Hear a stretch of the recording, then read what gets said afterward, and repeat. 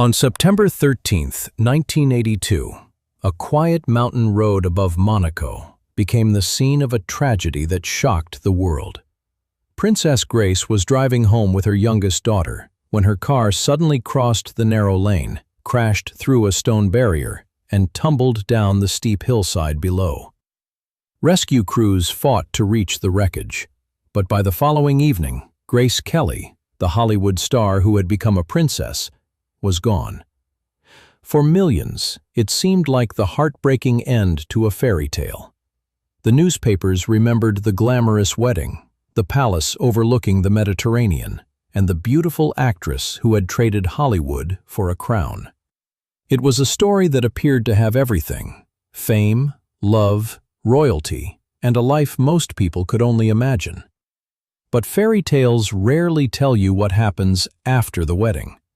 Behind the palace gates was a woman who spent the next 26 years balancing two identities that could never fully exist together. One belonged to Grace Kelly, the Academy Award-winning actress whose future seemed limitless. The other belonged to Princess Grace, a symbol of duty whose life no longer belonged entirely to herself. History has spent decades asking how Princess Grace died. A far more revealing question is how Grace Kelly disappeared. Because long before the world mourned the princess it had lost, a young woman quietly surrendered pieces of herself, one choice, one sacrifice, and one silent goodbye at a time. This is the story of what really happened inside Grace Kelly's royal marriage.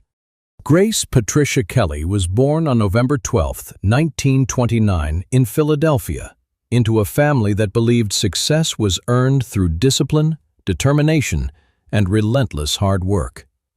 Her father, John B. Kelly Sr., embodied that philosophy. A self-made millionaire and three-time Olympic gold medalist in rowing, he expected his children to pursue practical achievements that reflected honor and stability. Acting, in his opinion, belonged to an uncertain world filled with disappointment and illusion. His youngest daughter quietly disagreed. Unlike her athletic siblings, Grace was drawn to books, music, and the stage. She spoke softly, observed more than she talked, and possessed a calm confidence that many mistook for shyness. Friends later recalled that she rarely demanded attention, yet people found themselves watching her anyway. It was a quality no acting school could teach. Grace understood emotion not by exaggerating it, but by allowing silence to speak. That rare gift would eventually captivate audiences around the world. At 19, she left Philadelphia for New York to study at the American Academy of Dramatic Arts. She supported herself by modeling, appearing in magazine advertisements and television commercials, while attending auditions that often ended with rejection. Success came gradually, then all at once. Television opened the door to Broadway. Broadway led to Hollywood. Within only a few years, she starred alongside some of the biggest names in American cinema. High Noon, Mogambo, Dial M for Murder, Rear Window, and The Country Girl transformed the young actress into one of Hollywood's brightest stars. In 1955, at just 25 years old, Grace Kelly stood on the Academy Awards stage holding the Oscar for Best Actress. She had reached the summit of a career that many actors spend a lifetime pursuing but never achieve. To the public, Grace appeared to have everything: fame, admiration, wealth, and opportunities stretched endlessly before her. Yet the success that fulfilled her dreams also quietly began taking something away. Reporters followed her wherever she went. Every friendship became gossip. Every dinner became a headline. Every rumored romance filled newspaper columns across America and Europe. The privacy she treasured was disappearing beneath the weight of celebrity, and the glamorous life millions envied was becoming increasingly difficult to live. Then came an invitation that seemed almost insignificant. In May 1955, while attending the Cannes Film Festival in France, Grace agreed to visit the Palace of Monaco for a brief photo session with Prince Rainier III. The meeting was arranged as a courtesy after scheduling changes at the festival. Neither expected more than polite conversation, a few photographs, and a handshake before returning to their separate lives. Yet, as Grace walked through the palace overlooking the Mediterranean, she wasn't simply meeting the ruler of one of the world's smallest countries. Without realizing it, she was walking toward the moment that would ask her to choose between the life she had built and a life no one, not even a princess, could fully control. To the outside world, the romance unfolded like something Hollywood itself might have written.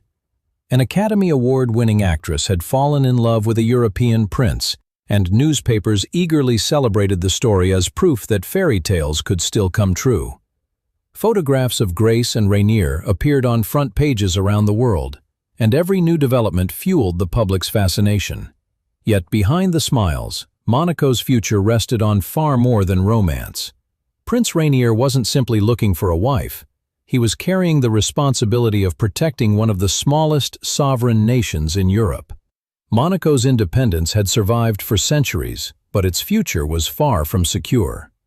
The principality depended heavily on its casinos and international reputation, while an aging agreement with France created uncertainty about what might happen if Rainier died without a legitimate heir. A prince without children wasn't only a personal concern, it was a constitutional one. Every decision surrounding marriage carried political consequences.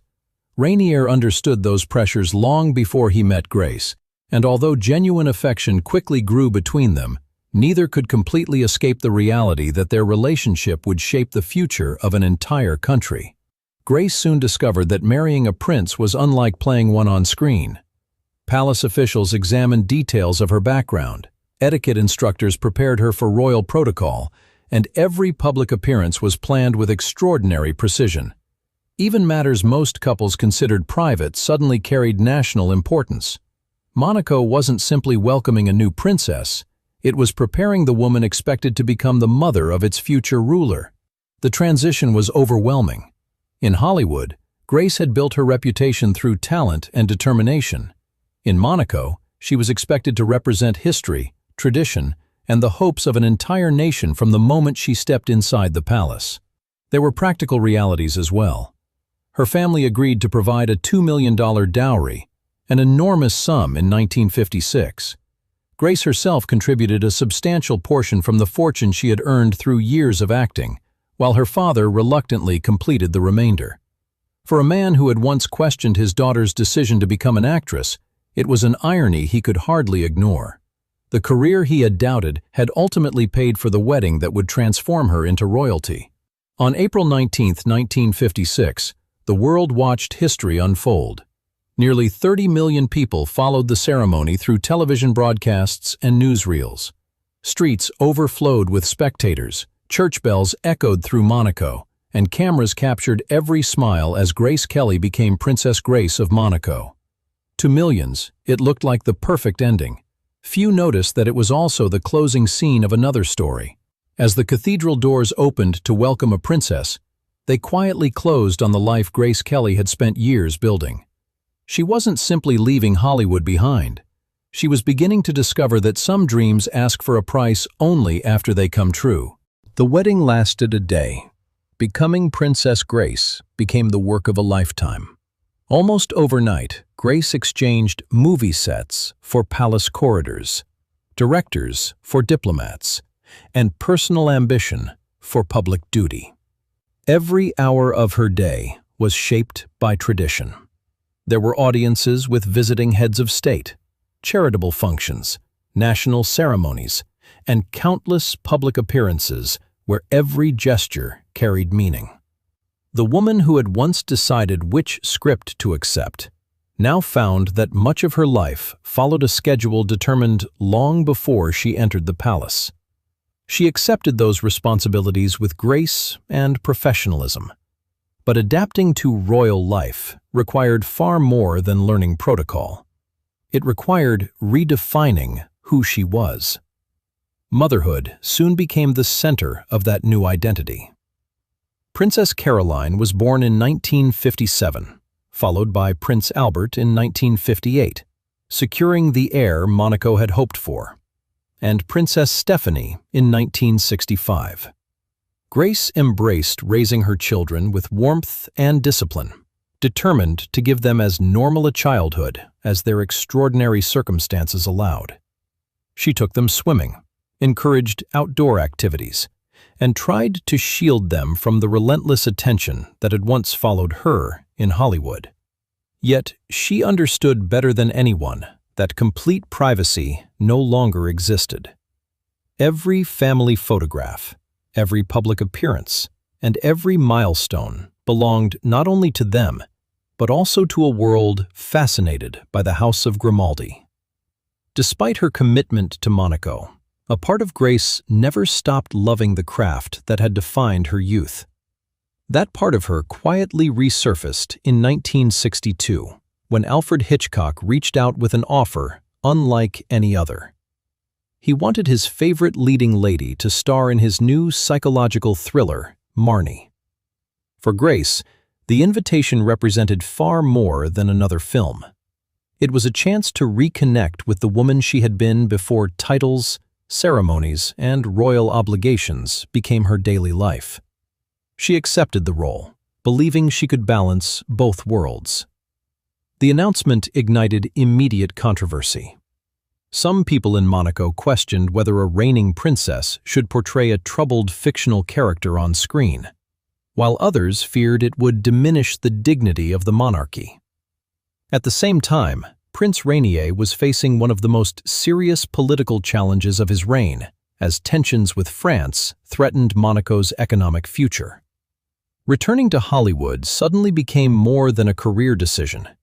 It became a matter of national image.